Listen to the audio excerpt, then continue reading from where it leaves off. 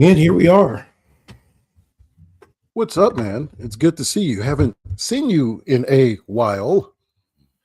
It's been a while, right? So, this is Brother the Man. And I guess we're calling this season 3, episode 1. It's going out live on January 25th, a month since Christmas. And it is not something that we knew we were going to do 24 hours ago, although we've been talking about it on and off. So to set the table, well, you set the table. I'm gathering my thoughts.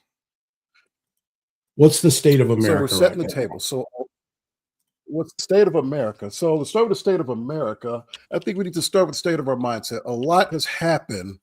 Gosh, a lot has happened since the last time that we did a show. I am divorced.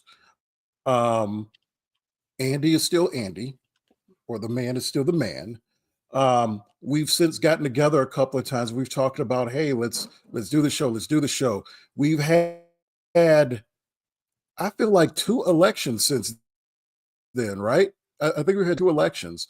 Or no, the first one was Biden had won, and now he's been ousted. And so we've had another election, and Donald Trump is now back in power. And so now that kind of sets for like where we're at right now, a year into President Trump's his second stab at the presidency.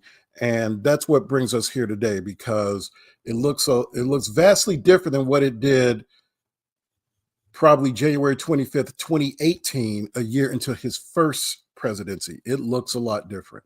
Yeah, let me fill in some of those holes now that I've kind of had my thoughts, because when we went live, I was like, man, and then I got distracted.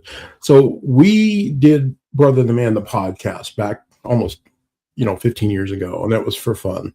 And we were doing podcasts before they were a thing. So congratulations to us. And then right, we did during the year 2000, during COVID, and during the election that led up to Biden becoming president. We did a series of podcasts or vidcasts. The effort was to recreate the old show, to have on some guests, to give ourselves something to do, but also to help us meter each other, because we both can be hot-headed, even though we're both very intelligent, and to talk it out. And very clearly, we had an agenda of trying to make clear to anybody that would listen that we were opposed to Donald Trump becoming president a second time, and why. Now, that was successful. I'm sure it had zero to do with us. We have no reach, but it's for the sake of, we'll get into that, because I want to speak to who and what our audience is and what our goals this time are. But you said to me very clearly after that election that you were done with the politics, that you particularly were exhausted, and I was too. And so could we do the show in a way that was something other than politics, popular entertainment, culture? We've both been wrestling fans, comic book fans. You're a screenwriter, things like that. So we would love to do something that was extra political. The issue is over. We're going to let politics be politics. And we did that. But the problem is that life got in the way. So season 3 happened. It only has 2 episodes. And it just, we were tired and we moved on with some things. Like you said, you went through a divorce and whatnot. Then fast forward, Biden is a disaster. Trump is running again. And this time he has an agenda. This time the Heritage Foundation and the 2025 stuff is very clear. And people are getting more upset and they're going to be more vocal. We were concerned that things may get a little bit anxious, that people might start doing some things that were a little while out. So we talked, and again, I'm paraphrasing for you, correct me where I'm wrong. And we said that we have families, we have careers, and we're going to sit this one out. That he's not really coming for us. It's not really going to be that bad. He's probably going to lose in the midterms because that's typical. And he's got the worst personality. And things will be rough. And then we'll move on. And that's the mindset we took a year ago when he took office. And in recent months,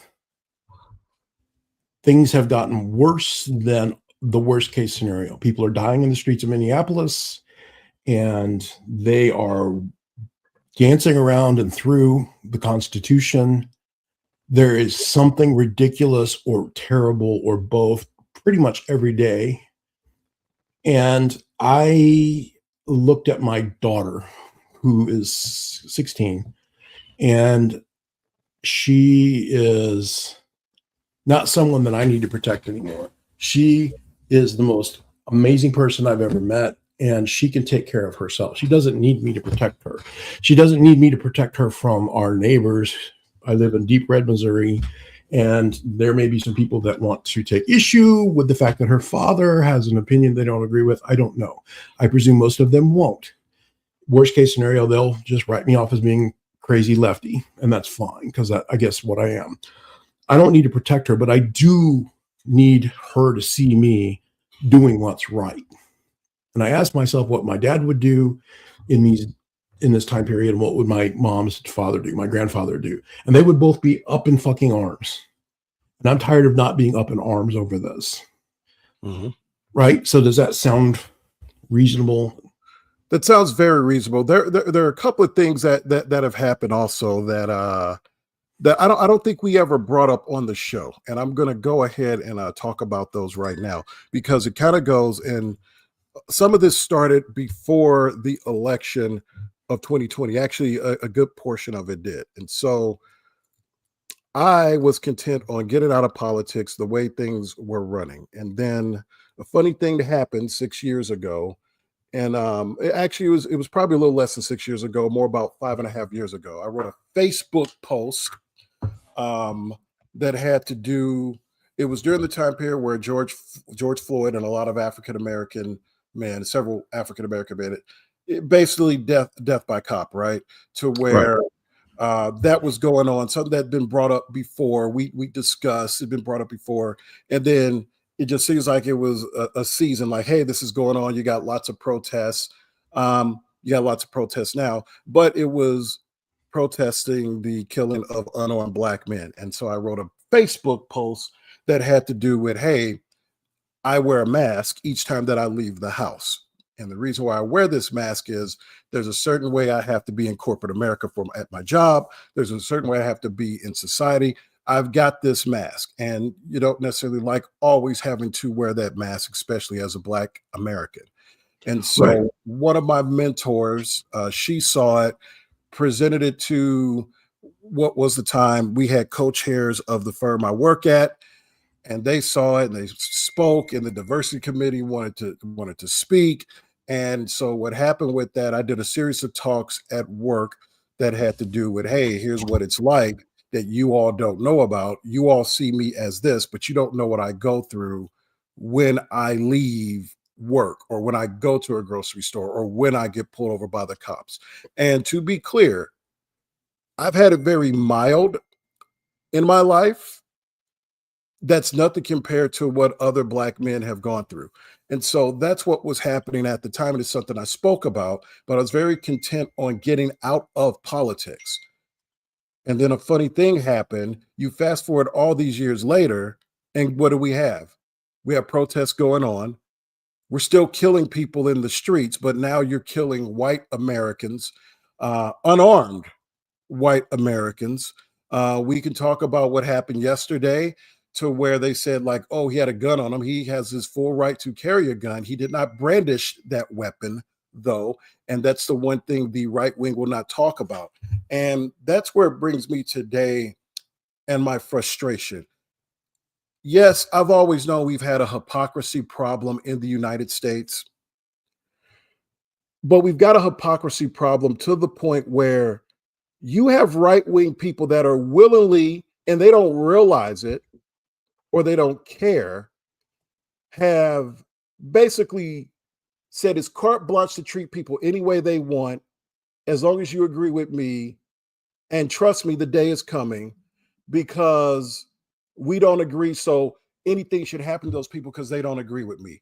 Let's trample on the Constitution. Let's trample on our rights. Let's just throw away all of our rights that we have as God-given Americans that are born in this country. Let's just throw all of those away just because someone doesn't agree with me politically. And what you see happening in Minnesota, it's sad that it's happening. It's sad that it took white people to start dying in the streets for other white people to take this seriously. Not that white people didn't take it seriously. You had a certain subset, but now you have people that are getting upset. We've seen Marjorie Taylor Greene walk back her stance, but yeah, you apologize. However, then you turned around and left Congress. So you ran away from it. Oh, I'm sorry, and I'm going to run away. That's the classic response for the right-wing people that realize the error of their ways. And instead of fighting and try to say, let's get this back on the right track, they run away. So, what was the point then if you're just going to run away? So you have all of this happening in the country. And what drives me up in arms is that the way the Constitution has been trampled on, what has been happening. Look, we've talked about this before. I'm very pro police. I'm very pro law enforcement, but I'm also very pro do your job right. And what I see happening in Minnesota, you have people that are going beyond what their job is. ICE's job is to go round up illegal aliens. That is it. What they are doing is well beyond the pale. Yes, you get to protect your other ICE officers, but at the same time, you don't get to go instigate and start killing Americans that are protecting other Americans. Your life is not in danger. You're using the same excuse that police were using when black men were getting shot in the back and all that other nonsense. It's the same thing. And the one thing you and I had talked about is that back then, today, as in back then, it's about color. Tomorrow, it's about class. In this case, it's been about beliefs. And because you don't believe with the current administration, well, you just treat the citizens any way you want. Just shoot them, just kill them, just do anything. Don't care. You should agree with me. Like, what is this? And I'm trying to do this without getting overly emotional and start cussing and everything because I don't want my words to be lost. What is happening in this country is a tragedy.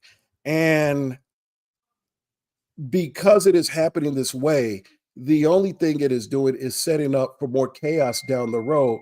And it could be chaos in a way to where that you're going to open Pandora's box. It's going to be hard to get that genie back in it if you keep pissing off your citizens enough to where they band together. What I don't want to see is a civil war. And the civil war that you see isn't going to be me against you, black against white. Because see, everybody wants to be like, it's going to be black people against white. It's not what it's going to be. If we have a civil war in this country, it's going to be the citizens against the government. And that's what you don't want, because then we're going to be in a whole world of hurt. And then we're going to be open to attacks from all other types of enemies of the United States. Okay, so I want to focus. I agree with everything you say, and it one of the frustrations I have is that some of us saw this coming a million miles away. Trump was elected president in 2016, but he ran for a minute in 2012, and I said at that time that was a terrible idea because he's arrogant and he's unintelligent. And let's be clear, I'm a Republican. Well, I'm a Reagan era conservative in that I personally believe in fiscal responsibility at the government level, federal separation of powers, and a strong foreign policy that's consistent through the years and backed up by a strong military, and the hands off, the Powell doctrine, those kinds of things, the things that this version of Republican and conservative are shitting all over. They like to invoke Ronald Reagan, but whether you like that man or not, what he did and why he did it, the fact is that he would have nothing to do with the current MAGA movement and what they're doing. But we can't talk about the entire problem because I've got an appointment in 40 minutes, and we're in the middle of Snowmageddon 2026, and I have to do a logistical call with work to see if we're going into the office tomorrow or not. So, what I would like to achieve for my effort over the, I don't know how long, next 6 weeks, 3 years, will be to speak. I'm not being quiet anymore. I'm going to speak to the things that I see are wrong. I want to point them out. I want to explain why they're wrong. In many cases, that's going to be hypocrisy from people on the right. It's going to be breaking the rules. It's going to be frank stupidity, because all of that is going on. And my intent is to point them out, to speak to them, to explain what should be, in my opinion, and to do so in a relatively polite, fact-based way. Because if there's anybody around me that can see this, and listen to it, maybe I will persuade them to take a second look. And if I can move any votes, if I can move 3 people to rethink, maybe this isn't good, then I will have added some value. And if nobody ever listens to us, then at least, again, we're on record. And also by speaking it out, speaking through it, we're pretty good about extracting the best from each other. So that's always helpful in my mind, to kind of use you as a sounding board and vice versa. Because I mentioned it to you, there was a text message that went between us and some others a couple of weeks ago, because a couple of weeks ago, ICE killed Renee Good in Minneapolis because she was driving her car, and one of the agents felt that he was driving towards her in an aggressive way, and he had to shoot her 3 times, twice from the side. I don't agree with that. I feel like that was, at best case, aggravated manslaughter. That would be best case, if not just pure, fuck this bitch, I'm going to kill her, which is what he said, by the way. So at that point, I became very upset. And I sent a text message and said, I don't know what I need to do, but I'm going to do something. And we've been talking about vidcasting, and that was obviously part of where my mind was at. But I wanted to give it a little bit of time. I wanted to see what other people were seeing. And I wanted to give myself time to calm down, because I have a wife and a daughter who have to deal with neighbors who may not like this kind of messaging coming out of somebody. And then the whole Greenland thing happened, which, holy crap, that was just so overwhelming. For a minute there, World War III was happening. And then he walked it back. And so as soon as that's over, yesterday, Alex Preddy was killed in the streets. And as you described, he was filming. He was with some other protesters. They were on the side of the road. They weren't interfering with traffic. He did have a gun. He has a Second Amendment right, which many people that are Trump people would very much want to insist is a thing. Right. He has that right. He did not pull the gun out. One of the ICE agents pushed a woman. He tried to help her. They focused on him, 6 or more of them. They got him on the ground. They started beating him.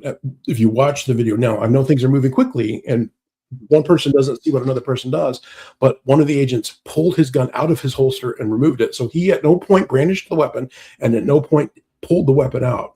And then when he began to stand back up, essentially, they emptied their clip. One person emptied their clip into him. These ICE agents are wildly, inappropriately acting, and that's their fault, but it's also the fault of the administration. So when Trayvon Martin was killed way back, we talked about the fact that bro bought a gun to a knife fight.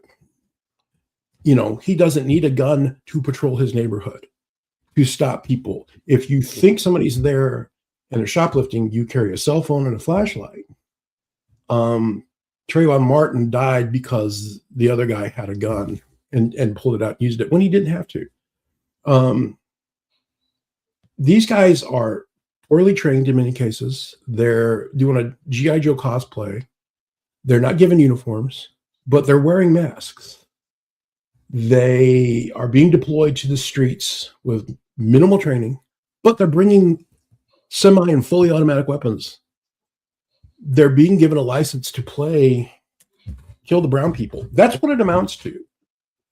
Find brown people, go get them. And it's quite literally that. I mean, let's talk about that. Yep. It's quite literally go get brown people. You cannot do racial profiling. Oh, Supreme Court says you can. So that corrupt supermajority is giving the administration imperial powers to do whatever the hell he wants. They're deploying people who have no training, who have no recognition, but are wearing masks. Why are you wearing masks? It sure looks like a secret police. Mm-hmm. And now they're going door to door looking for brown people. And if they find them, kidnapping them. No arrest warrant. Now there's a memo going around saying the Fourth Amendment doesn't apply, that you can go in any house you want without warrant, without probable cause. And people are fine with it. And if a protester gets in the way, maybe it's an accident, maybe they got what they deserve, it's okay to kill them. And when they die, let's immediately character assassinate who they are. In both cases, these are domestic terrorists. Alex Preddy was a VA nurse who was on the side of a road with a camera. He had a gun, which he was legally allowed to carry. This is just one facet of a terrible administration. And I have to call it out. So if there's anybody seeing this, we've described what's happened. You know what's happened. You'd have to have your head up your ass to not know what's happening. But if you have missed the news, go look it up, because this is what's happening in your city. And when people are protesting this week, this will be why. And the people who are doing it at the top are some combination of evil, like Stephen Miller, stupid, like Donald Trump, or woefully ignorant. There's some combination of evil or uninformed or just clueless. And the people who are backing them up, people in the United States who think that this is normal or that there's no other recourse, that this is acceptable because we got a problem we need to solve, you are either, with all due respect, and my intent is not to call names or upset people. My hope is to make rational arguments that some people will hear. But if you think that this is okay, then you're ignorant because you don't know what you're talking about. Yeah, I'd love to know what. I would almost be interested in having a conversation like that, but at the same time, I don't.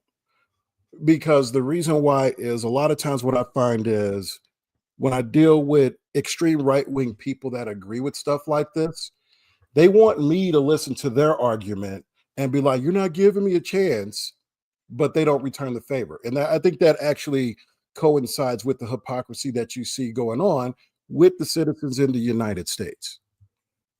I think I agree with that. I know a lot of people. It's interesting. I know a lot of people who agree with us. And I have the benefit of most of the people that are around me in my friends group thinking like we do. So there's not a lot of conflict. I have the benefit of that. But it's not 100%. And I left I have a new job. I got a new job about a year ago. When I left my old job, there's some people that I literally love. We had dinner going away. They took me to dinner, and we had a dinner with people who were, ex-employees and, current employees that were my friends. And these are good people, and they are kind people, people who are, for example, much more tolerant of homosexuality than my gut allows me to be. I have to work at it. I'm from Gen X. I have a problem when I see a trans person dressed up. My gut instinct is to go, whoa. And then I have to My mind overrides my gut and says, these are real people who have real challenges and they need our love and be a Christian, and they don't need you treating them differently or even reacting in that way. Stop it. And I think I do that pretty well, but I'll be honest, that's my, that's the person I was raised to be. These people don't have that, which typically MAGA people stereotypically do. They are kind people, very, very upset on January 6th, for example. But Trump got inaugurated or elected, and he was going to be president. He was going to be inaugurated a few weeks later. It was about a year ago in December, and they were like, "Yeah, it's going to be great. You don't worry, it's going to be fine." And I don't know how to talk to those people. I haven't talked to them in a political way since, because number one, I'm not seeing them every day, but number two, I'm afraid to upset them or have them upset me. I've had one conversation like this with one of my neighbors who I believe is a pro-Trump person, and it didn't go well. It really didn't. There were some accusations. There were a lot of "you people," and we don't typically fall in the traditional libtard or conservative mold. We're moderates. Both of us are. Right. You're not the typical black man that's angry and successful, and I'm not the typical conservative. I call balls and strikes, I hope, and I don't like hypocrisy, but I don't know who we would talk to. I'd love to have the conversation, because in my mind, if they're rational, we have to win, because everything that the other side is doing is irrational. But I don't know. I don't know who that would be. So if you're out there and you think that you could have a very rational argument, and at minimum, we would politely agree to disagree and walk away. I know that we could hear you out and say, in what way did, in what way did Renee Good need to die? Well, she was driving the car at the person. I don't think she was. Well, I mean, I think that she was, and I think that that police officer thought she was, and therefore he was defending himself. We could agree to disagree on that. But I want to talk about, how is it okay to suspend the Fourth Amendment? I don't know that there's an argument for that. I want to know how come ICE, who should be rounding up, in theory, their mission is to round up illegal immigrants, can do so with a fishing net. And why do they need tack gear to do it? I mean, they go to a front door or pull you over, and there's 6 of them, 12 of them with semi-automatic weapons or worse pointed at you, and they got to break your window and pull you out and then disappear you. No due process, which everyone, citizen or otherwise, is guaranteed the Constitution. It's baffling me. I don't know what the argument would be. And I want to speak to what we saw yesterday, because I don't know which video you saw. I've seen them all. I've seen them all. I saw a pretty expansive video that captured damn near everything, right? And you see at least 5 ICE agents surrounding a guy trying to protect a woman. He never brandishes a gun. And I want this to be clear. These are 5 grown men, ICE agents, surrounding this man. And you mean to tell me that they cannot subdue this guy without someone taking out a gun and emptying a clip in him and killing him? This guy was executed. I don't care, just because he wasn't on his knees and it was a scary Middle Eastern person with a machete, even though that wasn't standing behind him. Ooh, this guy was executed in the streets for no good reason. If you want to throw him off of her and kick him a couple of times, okay, fine. There was no reason he had to die, especially like that.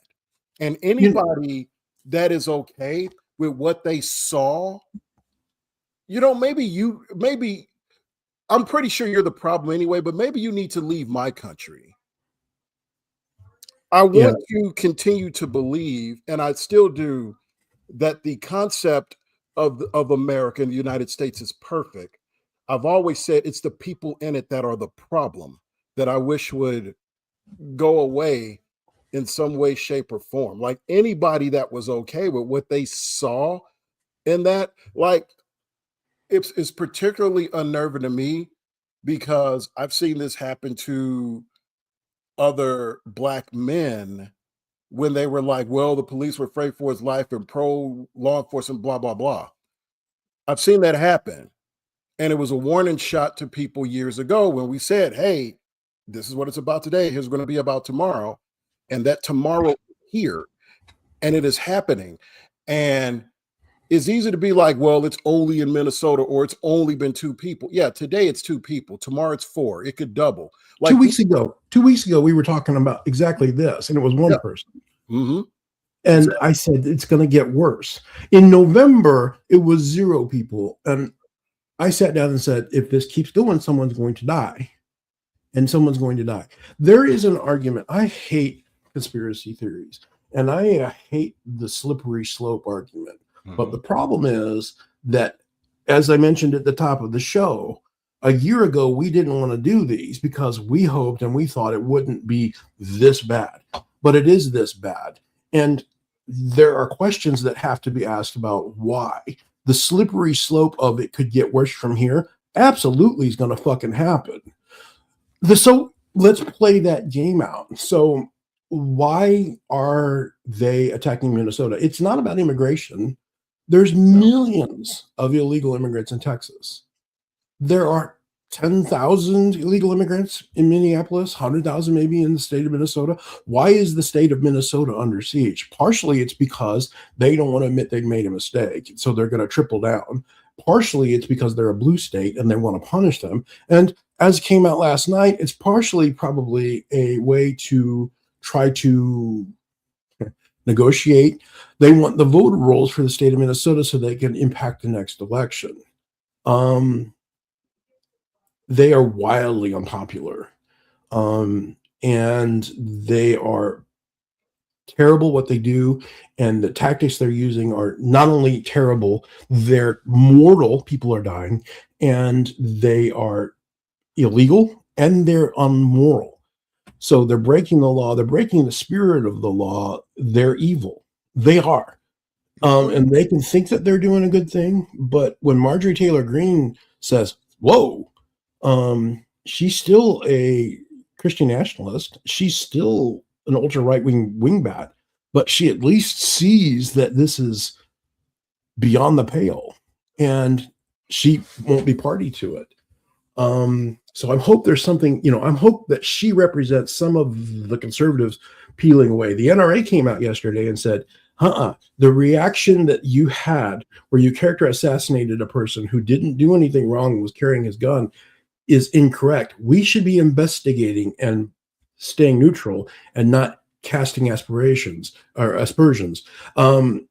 which shocked me, but I welcome it, right? So maybe some right thinking people that are going to go, holy fuck, this is too much, too far. And then again, we're just talking about the violence in the streets. There's a million other things that I will talk about, and that I presume we will talk about as we keep doing these shows, because I think that's what we're going to close here with is this isn't a one-off call for help. It's time that we spoke up. But the reason that they're doing this is because they want to intimidate us. The reason that they want to do this is so that the state of Minnesota will call out the National Guard, which they did yesterday, so that there will be a conflict in the streets, so that Trump can then send in the proper military and that we can have a standoff. At which point he's becoming a dictator. He will declare martial law. And the theory is maybe he tries to suspend the election in November. And if you say he would never do that, there's a million things that we would say he would never do that he's now done. He would never suspend habeas corpus. They take you out of your car and you disappear. They would never suspend the Fourth Amendment. They're coming through front doors and car windows whenever they want. They have a memo saying it's okay.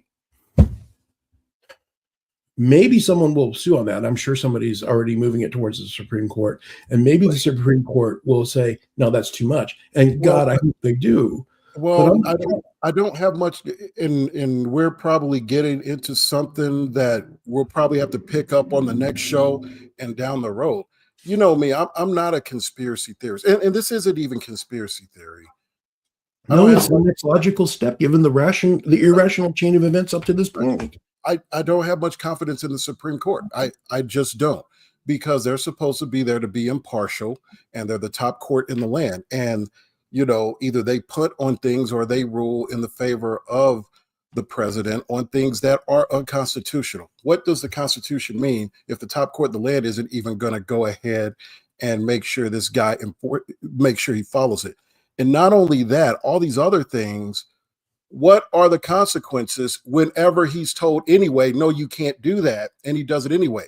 Right. No one's holding this guy accountable. His own Right. party's not going to do it. They sold their soul to be in power, and now they don't care. Like, as long as I stay in power, oh, they say something bad about me, blah blah blah. Like, the balls of this nation are gone. Yeah. At what point?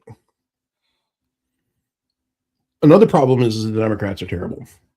Yeah, that's the leadership in the Senate is non-existent. The leadership of the House is non-existent.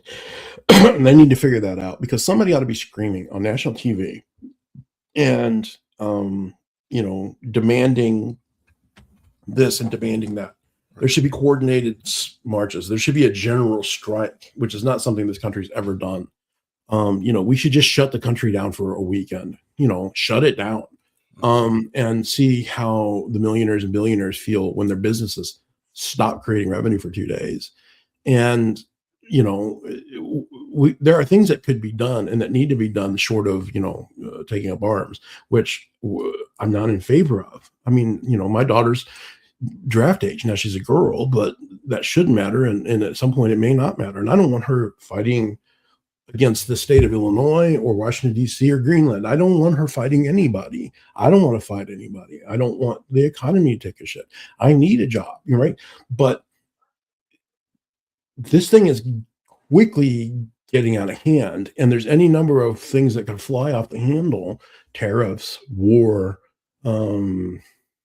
domestic violence, crisis events, the fact that they've stripped all of the money out of the other Homeland.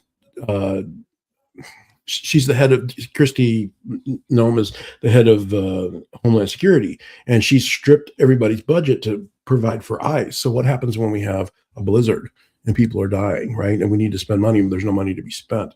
These are all things that could go sideways. And just because they haven't, hello, COVID, they could. And he's not prepared to lead us. And nobody's willing up to this point to stand up to him, because they're afraid, because they like what he's doing, because they're concerned that they will get primaried or not get voted for. But at some point, he's beyond the pale. When he was going after Greenland, there were a lot of senators, and the Republican senators were like, no. You're going to break NATO, and NATO's our toy. You're not breaking that. But holy crap, he had to go to Davos and throw them under the rug, and now nobody knows what to do. Somebody's going to have to stand up to him, and I hope it's not people in the streets with pitchforks. But that's where this could go. And so... And I don't want to see that, and I don't want to, and I don't want this vidcast and ones in the future, or it to come off like, oh, you're just anti-Trump. No, like I've always said, I am pro doing your job right, and the purpose of the president isn't to be vindictive. The purpose of the president isn't to put his people under his thumb. What seems to be lost in all of this is we, the American people, put his ass there. You voted him in. You can vote him out, or at least vote out the people that are agreeing with him so he can't do these things. And what has happened is the citizens of this country have decided that, oh, we voted a president. Everything he says goes. Rule me. No. You put him there. You can vote him out. What we need to do, the hope I have is when I go on Facebook, I see millions of people posting in the comments. It's 3-1 anti-Trump. And maybe my concern is that I'm seeing a skewed perspective because I'm anti-Trump, and therefore the algorithms learn to feed me that stuff back. But my hope is that, and my sense of it is that most people are over this, and they're not, oh, well, whatever. Like my mom is, for example. She's too old and has too many issues to be concerned about this stuff. And I don't think that this impacts her world. There are a lot of people like that, but I'm thinking that most people, most young people, people who vote, people who spend money, people who can get in the streets are over him and over this. So the goal is, it's January. We're going to have an election in 9 months, 10 months, and not 9.5. The goal is to call them on their shit every fucking day.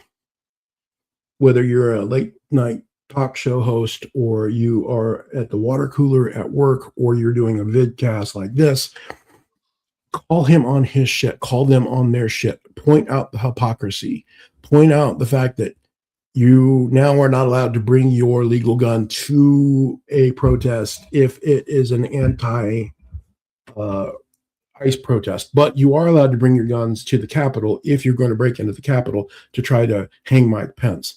That's okay. Those are patriots. But if you are standing on the side of the street and are chivalrous, you are a domestic terrorist. Call them on their shit. Do what you can. Do everything you can. Keep living life for joy, because they want to break us down. That's part of it. Don't give in to the depression, and be prepared to vote. Don't let them cancel the elections. If they do, we march on Washington. If they try to steal the election like they did, by saying that it's invalid, right? We insist that they hold up. We have to insist. We have to vote. We have to put in a Democratic Congress that can then check this guy and insist that they will, and go to the Supreme Court and scream at them, because I think the Supreme Court, when it's black and white, will call the right thing. I do. I hope, because if they won't, that's we either become a dictatorship or it takes a civil war. Neither of those is something I want. And I'm not being alarming when I say that. I genuinely feel that's going away. We're getting close on time, and I want to kind of bring this back to something you said at the beginning, which I had thought about, and I mentioned to you a couple of weeks ago in that text message. I said, I wrote a tirade in a text message when Renee Nicole Good was shot that night. I sent a long text message, and I was very upset. And you said one thing. You only said one thing. I have so much to speak on this. And I thought, because text messages don't translate, that maybe you were upset because here we are, the white people in the group, saying, oh my God, this is terrible, when it's actually fairly transactional for the black community to see this happen about every 6 months, where somebody is killed that didn't need to die because a police officer was afraid for his job or life, or is an asshole or whatever. And that we only now are coming up the board, which is kind of what you said. I recognize that. I think this is different because those are one-off events in most cases where you have a bad cop. This is trend. This is trend. Yeah. And this is done deliberately because I believe they are trying to move us towards a police state. I genuinely do. And I believe that if this becomes standard, we are going to round up the brown people because they're illegal immigrants, and all illegal immigrants are criminals, and they're burning and raping and stealing your jobs, which isn't a thing. But if they convince enough people that that's the thing, and those people go ahead, good job, you're not bothering me, I'm in West County, St. Louis, at the mall or whatever, which is some of the responses you see. And this becomes acceptable, right? Right now it's not acceptable, but they're hoping it will become acceptable. Why would you think they would stop at people who are brown and from Latin countries? Who's the next target? Look in the mirror. Yeah, exactly. That's the next target. Look in the mirror, because they're not all people on the right are racist, but all racists are Trump people. Right. And if you're sitting at a table with fellow racists, I got a problem with that. And I think this is where that could go. And I don't think it's a slippery slope argument. I think it's a real.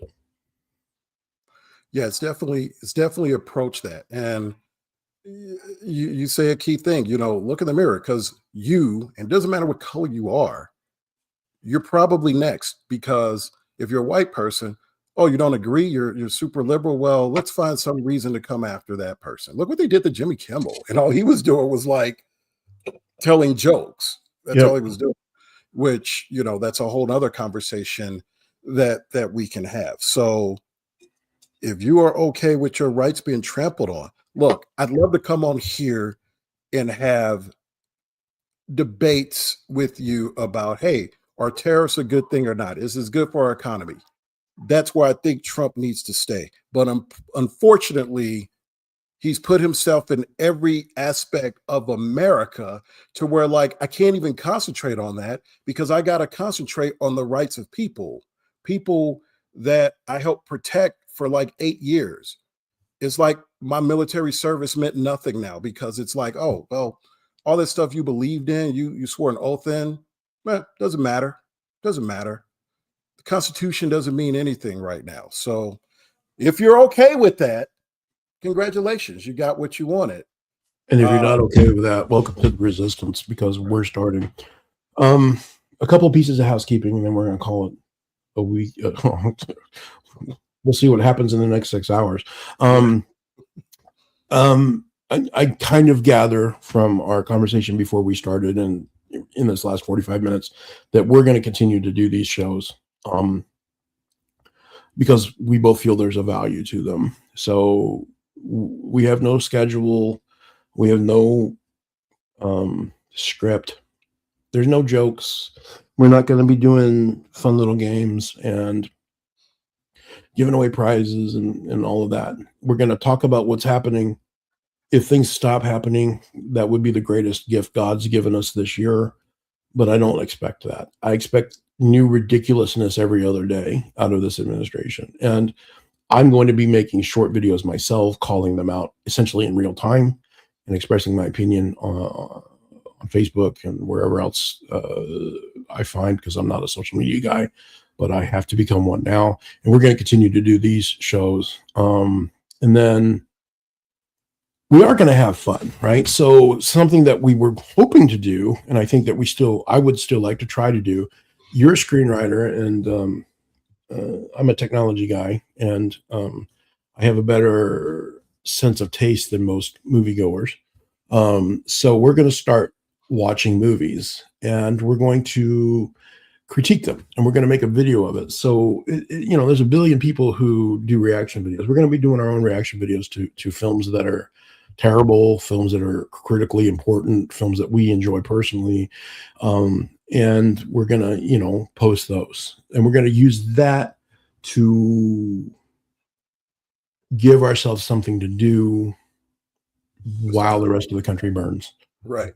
That's not all we're going to do, but we're going to try to do something that's constructive and fun. And I think that's what it's going to be. So watch for that is my point. Watch for that to come. And that'll be here. It'll be great. It'll be Brother and the Man doing funny movie stuff and also documenting the end of the United States. As the Joker said in The Dark Knight, everything burns. As the Joker said to Michael Keaton, this country needs a fucking enema. That's an Go watch football. All right. See ya. Peace.